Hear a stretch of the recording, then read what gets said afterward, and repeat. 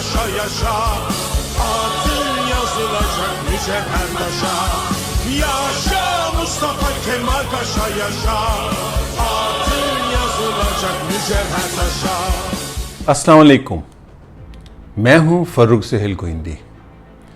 ये 1983 की बात है। मैं लाहौर से बाई रोड चला, यानी ट्रेनों बसों पर ईरान पहुंचा। उन दिनों की बात है जब पाकिस्तान में जनरल ज़ियाउल हक की आमरीत थी और तुर्की में जनरल कनान एवरन की आमरीत थी, और अफ़गानिस्तान में ये सारी इत्तेहादी फ़ौजें इसी तरह मुजाहिदीन के साथ मिलकर सोवियत यूनियन के ख़िलाफ़ जिहाद कर रही थी, और अफ़गानिस्तान में एक कम्युनिस्ट हुकूमत थी। मैं एक सियासी जहांगीर के तौर पर जब ईरान पहुंचा, वो ईरान का बॉर्डर क्रॉस करने के बाद जो तफ्तान कहश, मशहद गया, तेहरान गया और शहरों में गया, इस्फहान गया, और उसके बाद मैं तबरेज़ वाली सड़क से होते हुए, तेहरान से तबरेज़ वाले शाहराह पे होते हुए ईरान के आखिरी शहर माकू आया। अच्छा, ईरान का ये खित्ता अज़रबैजानी है, ये भी अज़रबैजान है ईरान के अंदर। उसके बाद 29 अगस्त को मैं पहुंचा ईरानी तुर्क बॉर्डर पर। जो ज़माना मैंने आपको बताया 1983, मैंने जब बॉर्डर क्रॉस किया, एक सर्द इलाका था। मेरे सामने हज़रत नूह अलैहिस्सलाम से मुतल्लिक पहाड़ कोहे अरारात था, जिसका कुरान में, बाइबल में ज़िक्र है, जहाँ पे हज़रत नूह अलैहिस्सलाम की कश्ती आ रुकी। और आर्मीनिया की रियासत, Soviet socialist Republic of Armenia, Soviet union मेरे दाईं तरफ था, ईरानी हुकूमत इस्लामी जमहूरिया ईरान मेरे पीछे था, और मैं तुर्की में था। उस रात मैंने क़याम किया एक छोटे से कस्बे दोबा यजीद में। मैं 3 मुल्कों की बड़ी गर्म सरहद पर, ठंडे इलाके पर मौजूद था, और सर्द जंग, कम्युनिज़म और सरमायादारी की जंग का मैदान अफ़गानिस्तान बना हुआ था। मैं एक सियासी जहांगीर एक्साइटेड था दुनिया को तलाश करने के लिए, और बाई रोड मुझे यूरोप तक जाना था। खैर, मैं दोबा यजीद के एक छोटे से, समझे होटल क्या, बिल्कुल मुसाफिर खाना टाइप कुर्दों का वो छोटा सा कस्बा था, वहाँ ठहरा। यजाला पैलेस उसका नाम था उस होटल का। सुबह उठा, सुबह बड़ी सर्दी थी, एकदम तोपों के चलने की आवाज़ आई, गोलियों के चलने की आवाज़ आई, तोपें चली जा रही थी। मैं हड़बड़ा कर उठ बैठा और बाहर आया। बाहर लोग इकट्ठे थे। मैंने लोगों से पूछा तो मेरे होटल का लड़का मुझे कहता है जंग जंग, वार वार वार, अंग्रेज़ी में। मैं हैरान हो गया, चूँकि यहाँ पर रूस तुर्क जंग होती रही है इसी खित्ते में, तो मैं समझा सोवियत यूनियन और तुर्की की जंग हो चुकी है। तुर्की चूँकि नेटो में था और सर जंग का अरूज था। लेकिन कुछ देर बाद ये मेरा मुगालता निकला। आर्मी भी मैंने चलती देखी, तुर्क आर्मी की परेड। पता चला कि आज ज़फ़र बैरम है, 30 अगस्त 1983। तुर्की में 3 ईदें बहुत बड़ी होती हैं, ईद उल फितर, ईद उल अदहा और ईद उल नुसरत या फतह। ज़फ़र बैरम इसको कहते हैं, बिल्कुल ईद की तरह मनाते हैं। आज सारे तुर्की में, पूरे तुर्की में सुर्ख तुर्की का परचम, जो इनका रियासत मुमलिकत का परचम है, हर तरफ है, और अतातुर्क की तस्वीर हैं। सदर रजब तैयब अर्दवान, अपोजिशन लीडर कमाल किलिचदारोग्लू, सब अतातुर्क पर मकबरे पे गए हैं, और हर तुर्क के घर पर तकरीबन आज तुर्की का झंडा है। ये क्यों है ज़फ़र बैरम? इसकी छोटी सी तारीख बयान करूँगा। 1919 से 1922 तक तुर्कों ने अपनी आज़ादी की आखिरी जंग लड़ी मुस्तफ़ा कमाल पाशा अतातुर्क की क़यादत में। ये वो ज़माना था जब सुल्तान बरतानिया फ्रांस के साथ मुआहदे पे मुआहदा, सरेंडर पे सरेंडर महल में बैठा किए जा रहा था। फ्रांस, बरतानिया, इटली, यूनान, रूस, हत्ता कि अमेरिका भी इस जंग में आना चाहता था, बाकी तो आ चुके थे। तो जो तुर्क अवाम थी, अक्सरियत कह रहा हूँ, और जो ऑटोमन फ़ौज के डिसेंडेंट जिन्होंने इख्तलाफ किया, जर्नैल फौजी चकमाक, इस्मत अनोनो और मुस्तफ़ा कमाल पाशा अतातुर्क, काज़म कारा बैकर, इन फौजियों ने, जर्नैलों ने फैसला किया हम जंग आज़ादी लड़ेंगे। क्योंकि इस्तांबुल पे भी गैर मुल्की फौजों का कब्जा था और तुर्की के हर तरफ कब्जा था।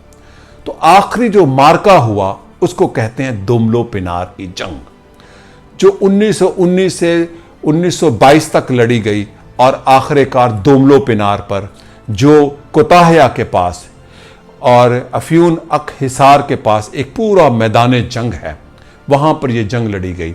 यूनानी तुर्की के अंदर घुस चुके थे और यूनानी बादशाह ने कहा था हम अपनी 2000 साल पुरानी सल्तनत को बहाल करेंगे, हम आया सोफिया को गिरजा बनाएंगे और कॉन्स्टेंटिनोपल, जिसको कुस्तुनतुनिया अरबी में कहते हैं, इस्तांबुल, वो हमारा कैपिटल होगा।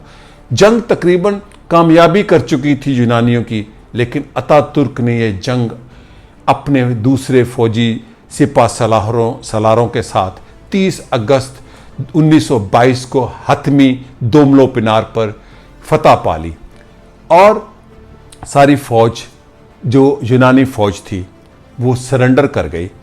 फौजी जर्नैल यूनानी सरेंडर कर गए और उन्होंने साइन किए, दस्तखत किए और प्रिजनर ऑफ वार बने।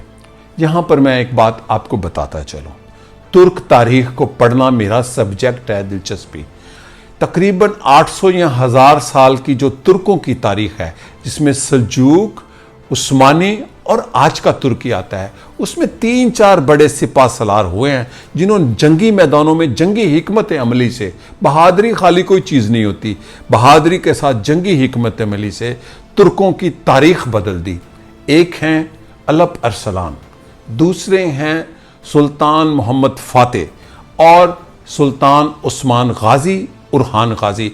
इसी तरह अगर आप तुर्की की तारीख जानना चाहते हैं, छलांगे लगाकर नहीं, 800 साल पीछे जाकर और कहानी और फिक्शन और ड्रामों पे नहीं, अगर आप तुर्कों से आके पूछें तो तुर्क तारीख में जैसे सुल्तान सलीम, सुल्तान उस्मान, सुल्तान मोहम्मद फातेह जिसने इस्तांबुल फतह किया और सुलेमान आली शान, इसी तरह मुस्तफ़ा कमाल पाशा, जिसको गाजी मुस्तफ़ा कमाल पाशा अतातुर्क कहते हैं, वो इसी तरह अहम जर्नैल सिपा सलार है। वगरना अगर अतातुर्क मज़ाहमत ना करता अपनी अवाम और फौज के साथ, तो तुर्की आज यूनान होता। ये तारीख है, आज की तारीख, ये किसे कहानियां नहीं हैं। और इस फतह के बाद अतातुर्क के सामने यूनानी परचम रखा गया और उसको कहा गया, अतातुर्क को, फातेह को, कि इस परचम के ऊपर चलें। अतातुर्क ने क्या कहा, मैं एग्जैक्ट वो वर्ड, वो अल्फाज पढ़कर सुनाता हूं। That is the sign of a country's independence, the flag is sacred, it is a huge mistake to step on a country's flag even if the flag belongs to your enemy. इसी तरह जो उसने पहली जंग जीती, जिसको दर्रा दानियाल की जंग है, जब वो लेफ्टिनेंट कर्नल था, जब वो पाशा बना, उस्मान सुल्तान ने उसको पाशा बनाया, चर्चिल की फौजों को शिकस्त दी।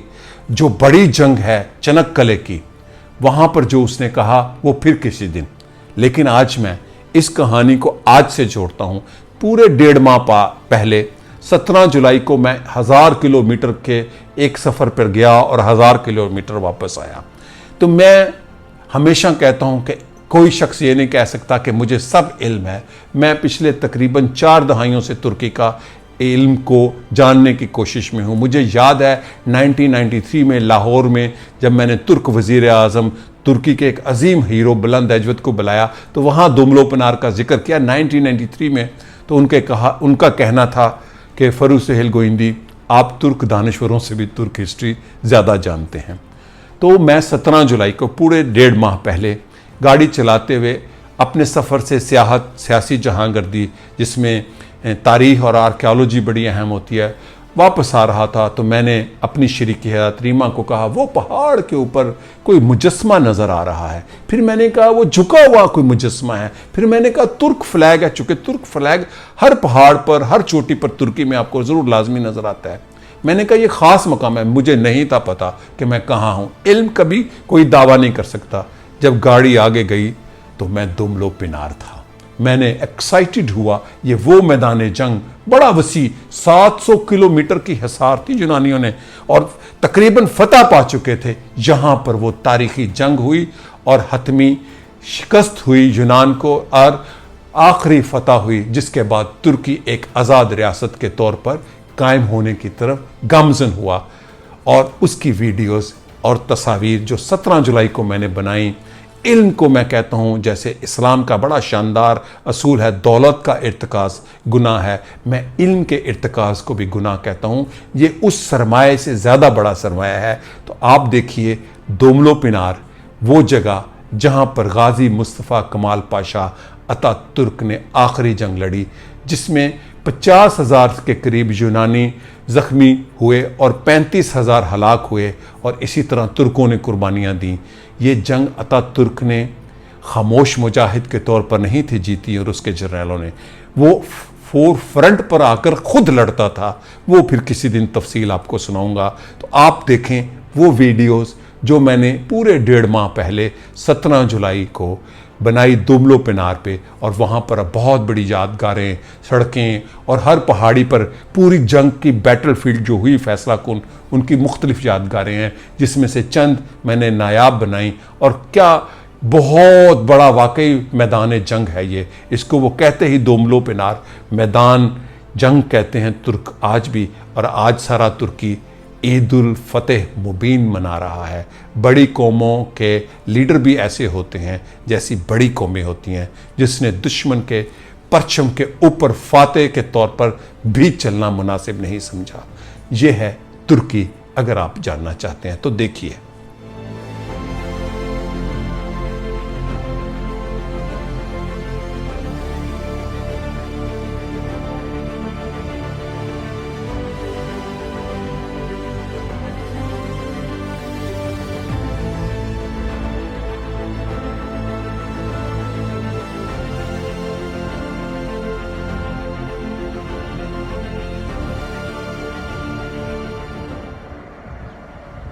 ये वो तारीखी बस्ती है छोटी सी, जिसमें अभी सिर्फ 1200 लोग रहते हैं। पहले इससे भी कम थे। ये मैदान था, ये मैदान जंग था दोमलो पिनार, जहाँ पर यूनानी जर्नैलों को गिरफ्तार कर लिया आखिरकार अतातुर्क की क़यादत में, जो वार ऑफ इंडिपेंडेंस थी, और तुर्की एक आज़ाद मुल्क बनने में कामयाब हुआ। वरना ये सारा इलाका, बल्कि सारा तुर्की तकसीम हो चुका था यूनानियों, बरतानवी, फ्रांसीसी, इटालियन और न जाने कौन कौन। और ये जो मस्जिद नज़र आ रही है आपको नई बनी हुई यहाँ, ये ना होती अगर तुर्की ना होता, अगर ये जंग ना जीतते। दोमलो पिनार बहुत अहम जंग है तुर्क तारीख़ की। जिन्होंने तारीख़ नहीं पढ़ी होती वो नहीं जानते हक़ाइक़ क्या है।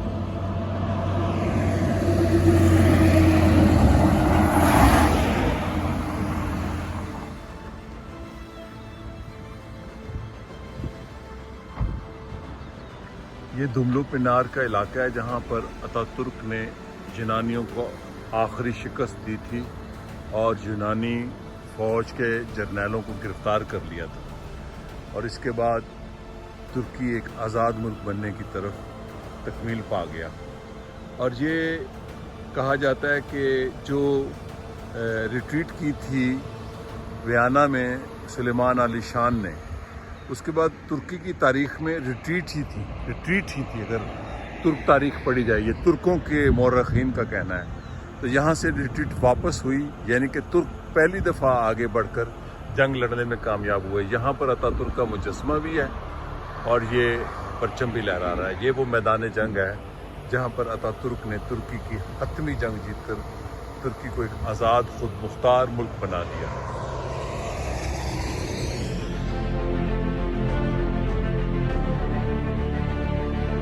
ये वो जगह है जहाँ पर 30 अगस्त को 1922 में 2 बजे कमांडर इन चीफ मुस्तफ़ा कमाल पाशा ने first army commander Nooruddin Pasha की क़यादत में तुर्की की आखिरी फतह हासिल कर ली। और 6 बजे तुर्क आर्मी ने, यानी 30 अगस्त 1922 को, यूनानियों की आखिरी डिफेंस लाइन जो थी उनकी बढ़ती हुई, यानी कि तुर्कों की डिफेंस लाइन, वो तोड़कर फतह हासिल कर ली।